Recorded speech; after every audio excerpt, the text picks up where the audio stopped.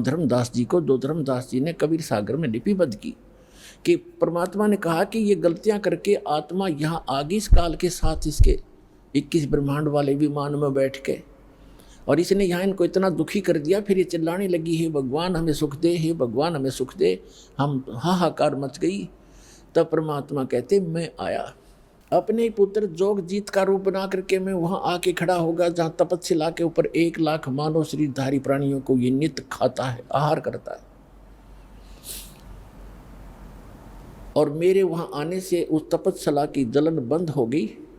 वह आग जो कि तो गर्म ऐसे की ऐसी है, वो तपस्या, वो तई, वो बड़ी जो तवा होता है जिस पे उनको भूना जा रहा था, लेकिन उनको उन परमात्मा की कृपा से उस पर उपस्थित जितने भी 1 लाख जीव थे मनुष्यधारी जो वहाँ गई थी, उनकी आत्मा, उनको कष्ट बंद हो गया, उसका ताप बंद हो गया, तपत। तब उन्होंने ऊपर मुँह उठाकर देखा कि भगवान हम कौन से दुख, कौन से पाप का यहाँ कष्ट भोग रहे हैं। अगर आपके नाम से भी कोई फेक लोन चल रहा है तो उसे तुरंत रिपोर्ट करिए, वरना आपको जीवन में कोई भी दूसरा लोन नहीं। दुख, कौन से पाप का यहाँ कष्ट भोग रहे हैं। तब परमात्मा ने कहा कि ये इस लोक, तुम्हारे इस लोक के पाप का दंड नहीं तुम्हें, ये दंड है तुमने सतलोक में ये पाप कराया था। परमात्मा को छोड़कर तुम, परमात्मा अपने को छुपा कर कह रहे हैं कि तुम भगवान को छोड़कर वहाँ सर्व सुख संपन्न था, प्राप्त थी, आपकी कभी मृत्यु नहीं होती थी, कोई कष्ट नहीं था, उसको छोड़कर तुम इस काल के लोक में आ गए। यहाँ पर आज जिस कार को, जिसको ठीक हो, जिस बंगले को, जिस बेटा और बेटी को आप अपना मानते थे, क्या तुम्हारे साथ आया कोई?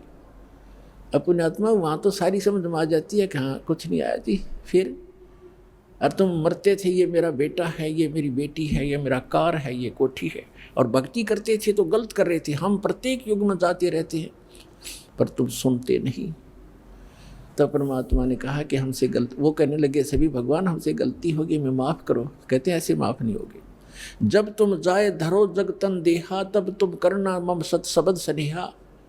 जब कोई मेरा संत मेरी महिमा गाता हुआ तुम्हें मिल जाए और तुम्हें मानव शरीर प्राप्त हो, तुम तुरंत ग्रहण कर लेना और फिर तुम उस सत्भक्ति करके यहाँ उस लोक में चले जाओगे। अमर करूँ सतलोक पठाऊँ, ताते बंदी छोड़ खाऊँ।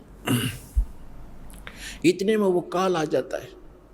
प्रतिदिन उसने टाइम फिक्स कर रखा है, इतने समय के बाद ये सभी आत्माएं उसके तपस्या पर भुन कर उनके अंदर से जो गंध वो निकालता है, वो निकल कर वो भाग ऊपर से उनको ऐसे उड़ा देता है, वो गंध रह जाता है।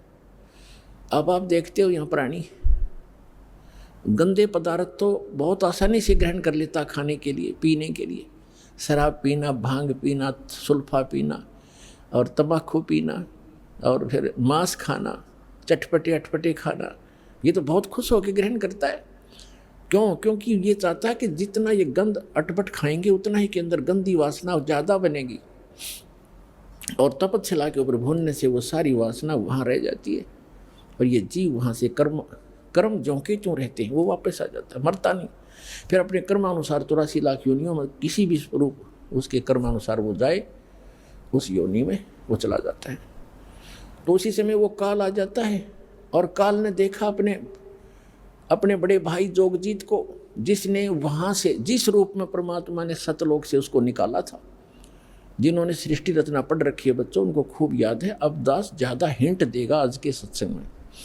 सृष्टि रचना कभी आपको बताएंगे, और आपको सीडी वगैरह बनाकर भी दे रखी है, वो भी देख सकते हो। और उसने कहा, उसने सोचा, काल ने, इस ज्योत स्वरूपी निरंजन सरपुरुष ने के मन में आई कि जोगजीत कैसे आ गया, ये कोई परम पिता का कोई संदेश लेकर आया है, पहले इसे वो संदेश जानता हूँ, क्या आज्ञा लेकर आया है ये भगवान की, और फिर आज इसको कूटूंगा, पिटाई करूँगा इसको मारूंगा, खूब कूटूंगा, क्योंकि इसने मुझे वहाँ से मार कर निकाला था, मुझे ज़बरदस्ती निकाला था सतलोक से।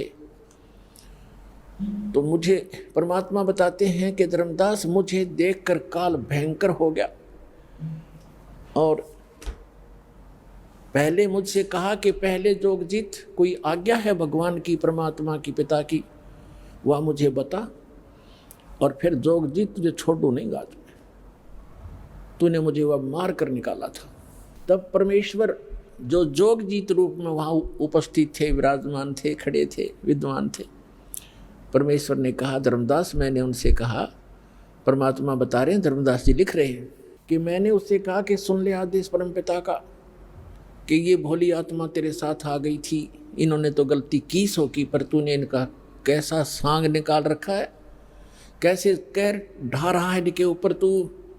कोई गधा बना दिया, कोई गधी बनाई, कोई कुत्ता, कोई कुतिया, किसी का बेटा मर गया, किसी की बेटी मार रहा है, हाहाकार मचा रखी। तो इसने कहा कि पिताजी ने मुझे श्राप दिया था, और जिस श्राप अनुसार मुझे भूख लगती है तो मैं तो इनको खाऊंगा, बनाऊंगा, पैदा भी करूंगा। परमात्मा ने कहा कि चल, इनने गलती कर दी, तो खा भी रहा है, सारे काम कर रहा है, फिर इनके किसी का हाथ काटे, किसी की टांग कटे, कोई अंधा, कोई कैंसर से पीड़ित, ये जुल्म क्यों कर रहा था इनके ऊपर। तब इसने कहा कि मैं तो सत्य का राज करता हूँ, मैंने परमात्मा को वचन दे रखे हैं, और जैसे कर्म जो करेगा वैसे भोगेगा, मुझे इसमें कोई लेना देना नहीं है। पुण्यात्माओं, यहाँ की इस सारी व्यवस्था ऐसी है इस काल के लोक में।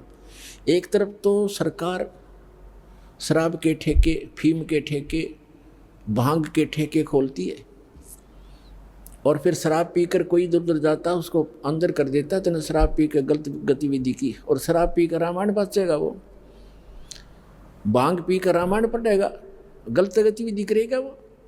तो इसने ऐसा कर रखा है कि मैं तो सत्य का राज करता हूँ, जो जैसे कर्म करेगा वैसा ही फल देता हूँ।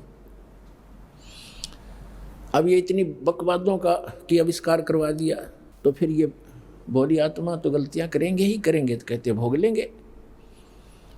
इसने थोड़ा लेना देना, हम इसके बच्चे नहीं हैं, हम इसके बच्चे होते तो ऐसा दुख देता ही है। आज केदारनाथ के ऊपर 20,000 आदमियों को मार देता अपने बच्चों को। ये हम इसके बालक नहीं हैं, हम इसकी प्रजा नहीं है, हम उस परमात्मा की प्रजा है, सतपुरुष के बच्चे हैं, और हम अपनी गलती से इसकी कैद में फंस गए हैं। यहाँ से निकालने का एक तरीका है, हम स्वेच्छा से आए हैं, स्वेच्छा से ही वापस जाएंगे। जब हमारी यहाँ के लोक से दुखों से इतना मन हट जाएगा, और वहाँ के सुख से हम इतने प्रभावित और प्रेरित हो जाएंगे,